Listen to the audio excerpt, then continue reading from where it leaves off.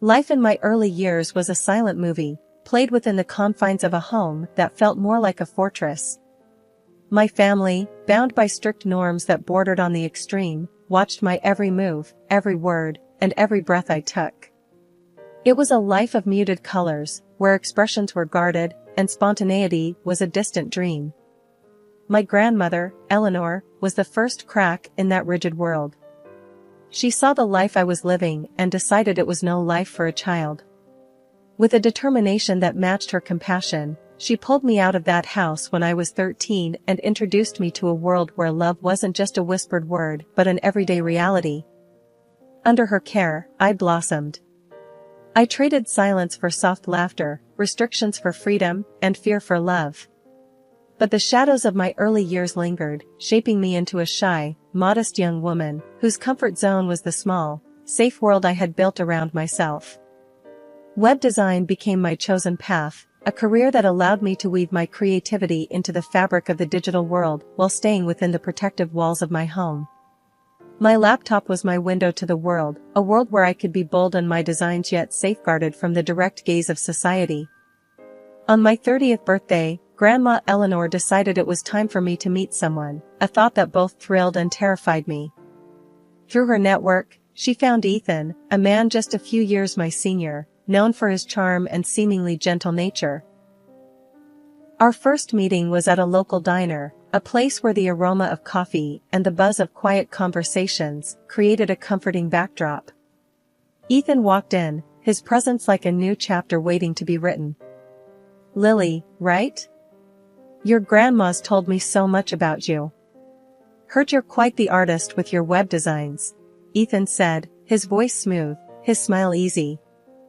A blush crept up my cheeks, unaccustomed to such direct praise. "Thank you, Ethan.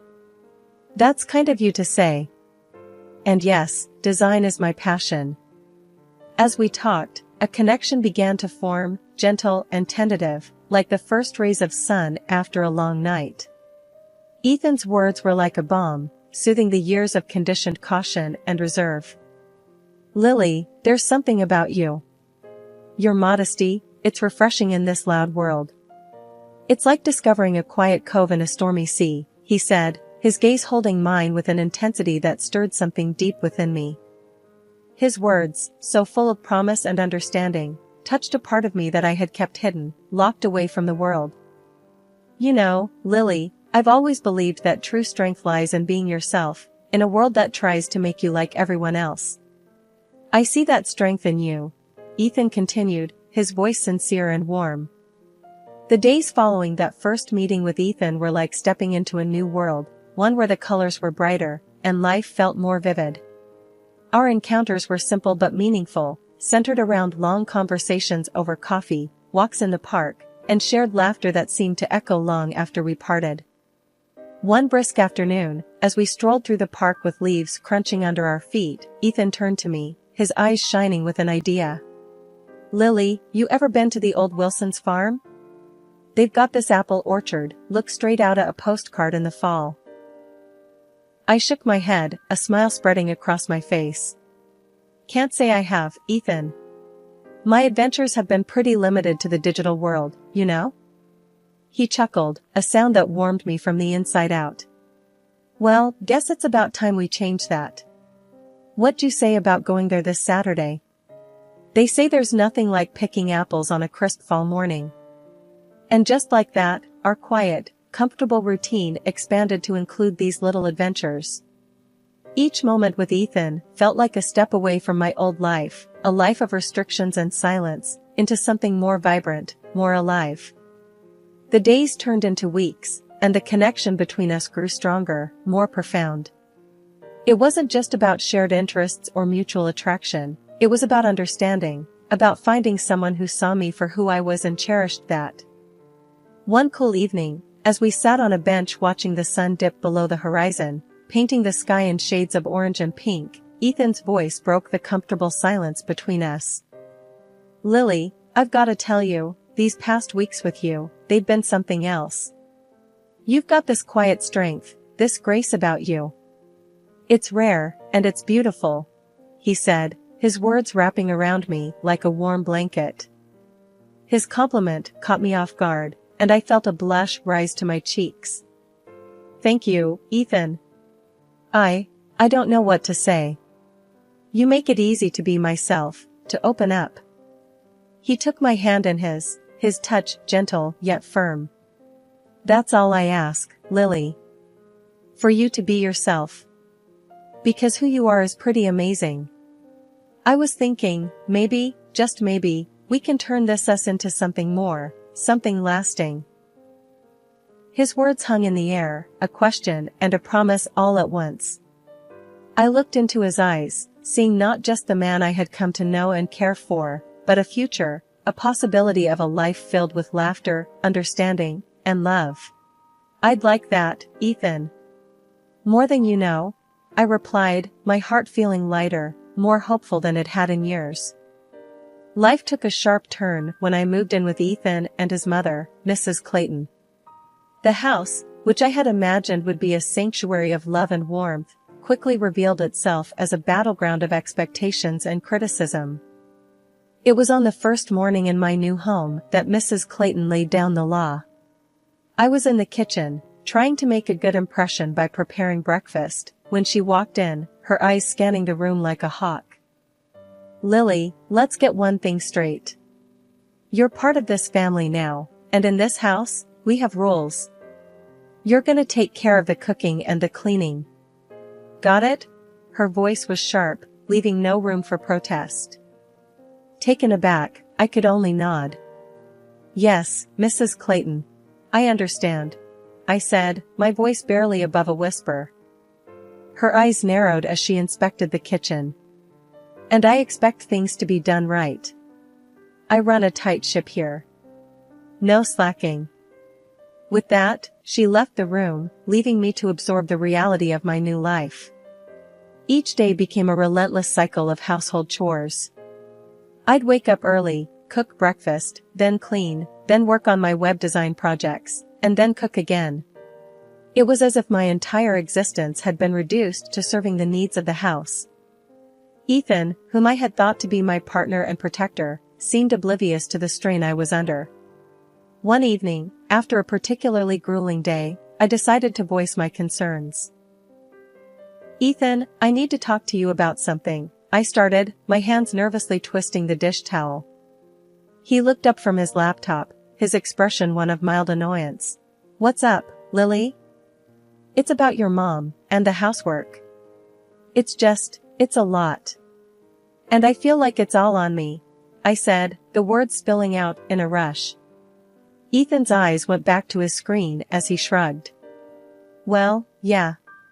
Mom's set in her ways. It's just how things are done here. You'll get used to it. But, Ethan, it's not fair.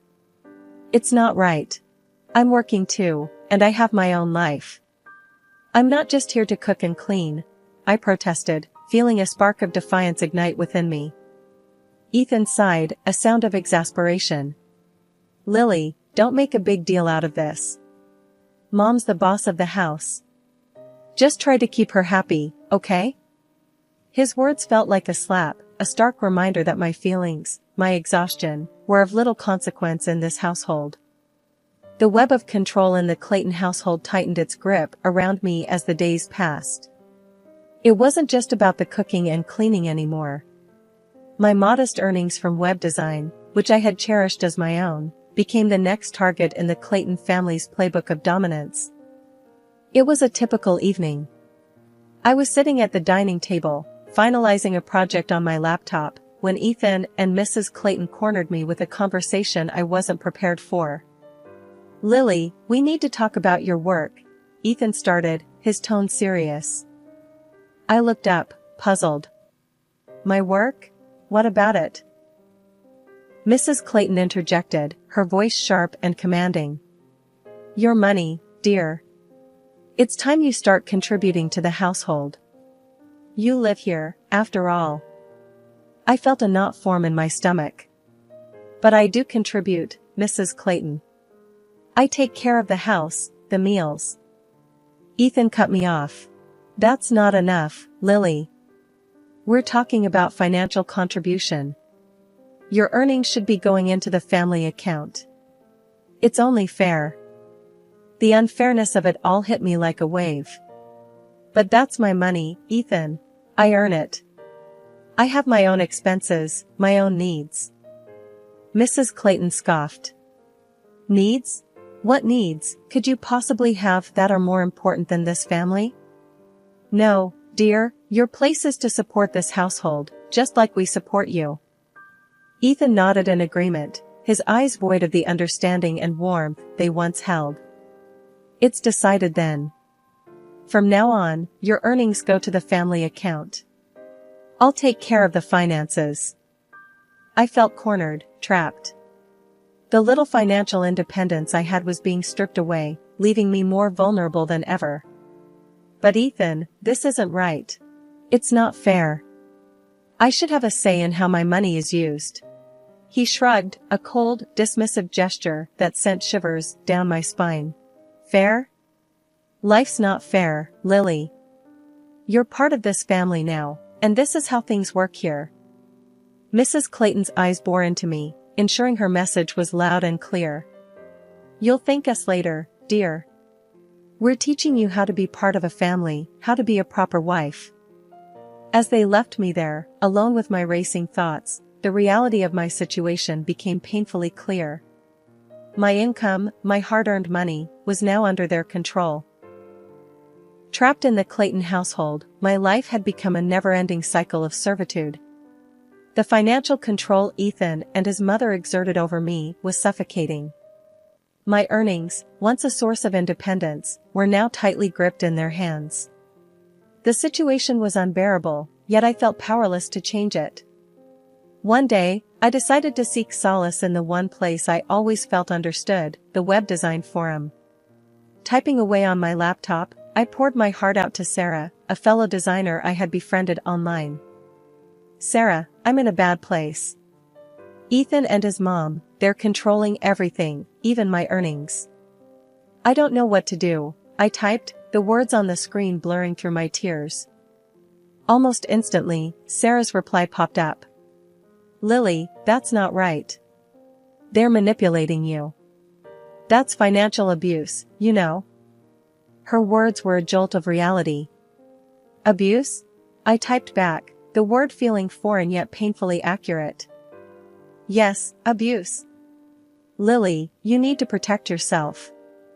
Read up on psychological abuse and financial control. Knowledge is power, Sarah urged. Taking her advice to heart, I started reading. Books on psychology, articles on financial abuse, stories of people who had walked the path I was on. The more I read, the clearer the picture became. Ethan and Mrs. Clayton weren't just overbearing, they were abusers, using manipulation and control to keep me under their thumb. One evening, as I was absorbed in a book on psychological growth, Mrs. Clayton barged into my room, her eyes scanning the title in my hands. What's this nonsense you're reading, Lily? She demanded, her voice dripping with disdain. It's a book on personal growth, Mrs. Clayton, I replied, a newfound strength in my voice. She snorted, personal growth? Don't fill your head with such rubbish. Your place is here, taking care of this family, not reading silly books. But her words, which would have once sent me into a spiral of self-doubt, now bounced off me. I had begun to see through their game, to understand the dynamics of control and abuse. Ethan, your mother thinks my reading is rubbish, I said later that evening, hoping to find an ally in him. Ethan, however, was far from supportive. Mom's right, Lily. You're getting ideas above your station. Focus on your duties here. That's what's important. His words were a crushing blow, yet they only fueled my determination. It was clear now, I was alone in this fight. But I was no longer the timid, compliant Lily they thought they knew. The knowledge I had armed myself with was my weapon, and I was ready to use it. Life at the Claytons had pushed me to my limits. I had been enduring, silently suffering under the weight of their control and manipulation. But everything changed the day fate intervened in the most unexpected way. It was a regular morning, and I was out running errands, lost in my thoughts, when suddenly, out of nowhere, a car came speeding around the corner. Before I could react, everything went black. I woke up in a sterile hospital room, my body aching and my mind foggy. As my vision cleared, I saw Ethan and Mrs. Clayton standing by my bedside. But their expressions weren't of concern or worry, they were of irritation and anger. "Lily, what were you thinking, wandering around like that? Do you have any idea how inconvenient this is for us?" Ethan's voice was harsh, void of any warmth. Mrs. Clayton chimed in, her words sharp and cold. "Yes, and now who's going to take care of the house, the cooking, the cleaning? You've put us in quite a bind, Lily." I lay there, stunned, not by the pain from my injuries, but by the sheer lack of empathy from the people I had been living with. I'm sorry," I managed to whisper, the words tasting bitter in my mouth. Ethan's face twisted into a scowl. "Sorry doesn't cut it, Lily. We need you back on your feet, taking care of your responsibilities. This little stunt of yours is unacceptable." Mrs. Clayton nodded in agreement, her eyes scanning me with disdain. "Absolutely. And once you're back, we expect you to make up for the lost time. No slacking." Their words, their complete disregard for my well-being, lit a fire within me. It was the turning point, the moment I realized that I was nothing more than a convenience to them, a tool to be used and discarded at will. "Enough," I said, my voice stronger than I felt. "I'm not your maid, not your cook, not your ATM. I'm a human being, and I deserve respect, care, and empathy, none of which you've shown." Ethan's eyes widened in shock, clearly not expecting resistance. "Lily, you're not thinking straight. You need to calm down and think about your duties, your place in this family." But I was done. Done with being told my place, done with being treated like a nobody. "My place," I said, my voice steady, "is not here, not with you. I deserve better, and I will have better." The doctor walked in at that moment, breaking the tension. He explained my injuries, the fractures, and the long road to recovery. Ethan and Mrs. Clayton's faces fell as they realized the implications, the weeks of convalescence, the medical expenses, and the absence of their obedient housekeeper. Ethan, his voice laced with frustration, turned to me. "If you think you're going to sit back and enjoy a vacation at our expense, you're mistaken. If you're not back on your feet and fulfilling your duties in a month, consider this marriage over." For the first time, his threat didn't scare me, it liberated me. "Ethan," I said, a smile tugging at the corners of my bruised lips, "I'm ready for that divorce. It's the best news I've heard in months." Their shocked faces were the last things I saw before they stormed out of the room. Lying in that hospital bed, I realized the crash hadn't just broken my bones, it had shattered the chains that bound me.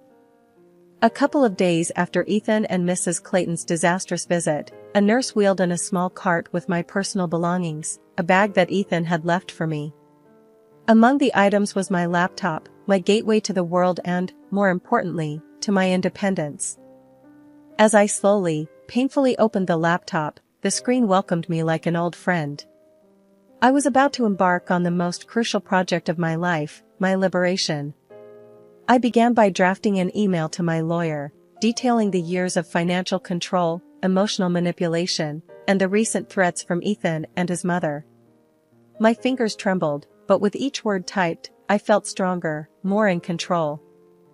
A few days later, Ethan came to visit, his demeanor a mix of anger and disbelief. "Lily, what's this nonsense about a lawyer? You think you can take me on?" he scoffed, his voice echoing off the sterile walls. I looked at him, my resolve unwavering.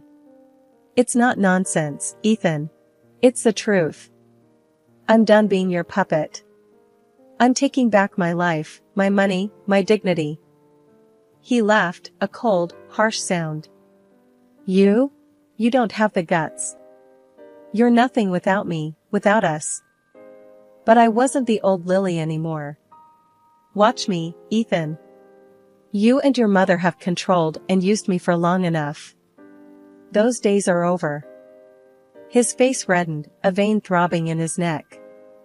You'll regret this, Lily. You'll come crawling back. I shook my head, a small smile playing on my lips. I'd rather crawl through fire than come back to you.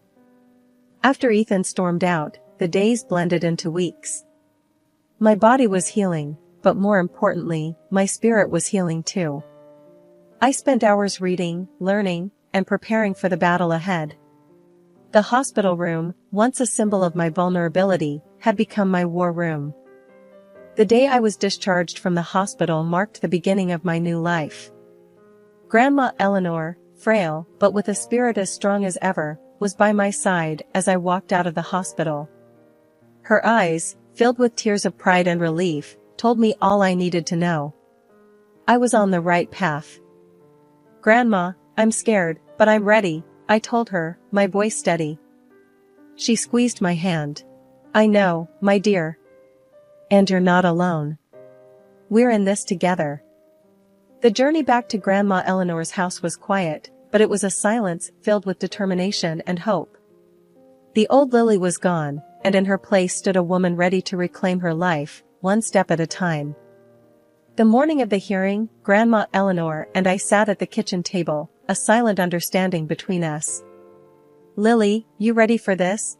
She asked, her voice steady but laced with concern. I nodded, feeling a surge of strength from her unwavering support. I am, Grandma. It's time to put an end to this, once and for all. At the courthouse, the atmosphere was tense. Ethan and Mrs. Clayton were already there, their faces a mask of arrogance and disbelief. They still couldn't fathom that the once submissive Lily was challenging them. As we walked past them, Ethan's voice, cold and mocking, reached my ears. You really think you can win this, Lily? You're just a nobody. I stopped, turning to face him, my gaze unflinching. I am somebody, Ethan. And today, you'll see just how much you underestimated me. The court proceedings were a blur, with testimonies given and evidence presented. My lawyer was a pillar of strength, laying out the years of financial and emotional abuse with precision and clarity. Ethan and Mrs. Clayton's lawyer tried to discredit me, painting me as an ungrateful wife. But the recordings I had made, the meticulous records of their controlling behavior, and the financial statements spoke louder than their lies. As the judge pronounced the verdict, favoring me and granting significant compensation, the look of shock and defeat on Ethan and Mrs. Clayton's faces was a sight I would never forget. Outside the courthouse, Ethan approached, his demeanor now that of a defeated man. Lily, please, let's talk about this. We can settle it without the compensation. You don't have to do this. I looked at him, the man I once believed would protect me, now a mere shadow of his former self. No, Ethan. You had your chance. You chose to control and abuse instead of love and respect. This is the consequence of your actions. Mrs. Clayton, her pride shattered, joined in, her voice trembling. Lily, please, I'm an old woman. Have some mercy. I shook my head, the final pieces of the emotional shackles they had bound me with falling away. Mercy was what I begged for when you controlled every aspect of my life, Mrs. Clayton. It's too late for that now. As Grandma Eleanor and I walked away, the weight of years of oppression lifting off my shoulders, I knew that this was more than just a legal victory. It was the triumph of justice, the affirmation of my strength, and the beginning of a new chapter. But the story didn't end there. News of Ethan's and Mrs. Clayton's actions spread, reaching Ethan's workplace. His colleagues started looking at him differently, whispers followed him around, and soon, his position at work was demoted. He was a shadow of his former self, condemned and despised for his actions. Mrs. Clayton faced her own downfall. She found herself ostracized, her name synonymous with manipulation and cruelty. Decent society closed its doors on her her past actions casting a long shadow over her present. As for me, life was opening new doors. It was a chance to start fresh, to build a life on my terms. The battle was tough, but it led to a new beginning, a future where I was no longer a victim, but the author of my own story. The final reckoning was not just an end, but a promise of a new, brighter dawn.